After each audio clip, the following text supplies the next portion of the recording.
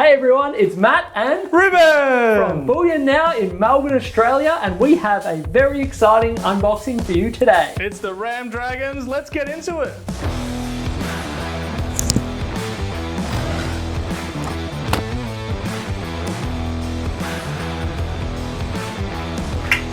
There you go. Take a look.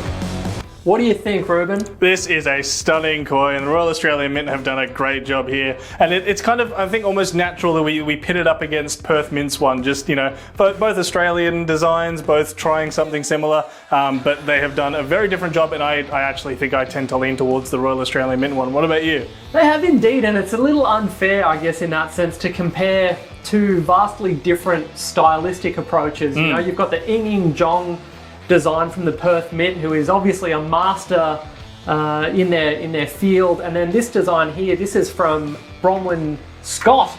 I had to think before I said that, because formerly you may have seen BK on these coins, which was Bronwyn King.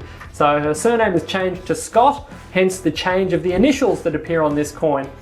But I must agree, I really like the different stylistic approach, and the fact that they've occupied 3/4 of it with the actual dragon itself, and then they've reserved the bottom right-hand quarter for the Chinese character for dragon, as well as the text there, Year of the Dragon, 1 ounce, 0.999 AG, which, as we all know, or hopefully know if we follow the channel, is silver. There is another standout reason why stackers have been loving this series out of the Royal Australian Mint, though, and that is flipping the coin over. Oh yeah! We get to see the entire Great Race and the order in which the animals completed the race.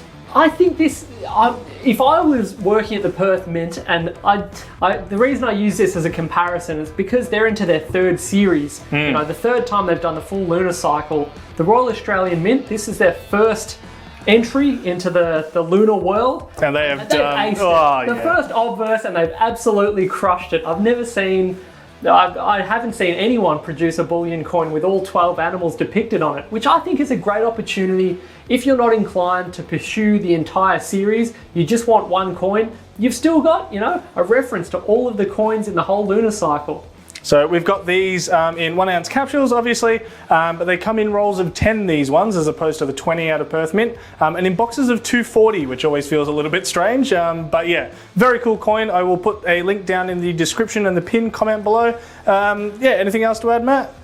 I think that pretty much covers it off. I think it's a slam dunk. I really like it. The Royal Australian Mint, I take my hat off. If I had a hat on, I'd take it off, because they're doing a really good job with the Lunar series, and I look forward to seeing the remainder of the series and how that comes out. Good stuff. All right, we tried something different, a little bit different in this episode, so let us know what you think down in the comments below, and we will see you in the next video. And let us know your thoughts. Do you think it's a winner, or do you prefer the Perth style? Thanks for watching, and we'll see you soon.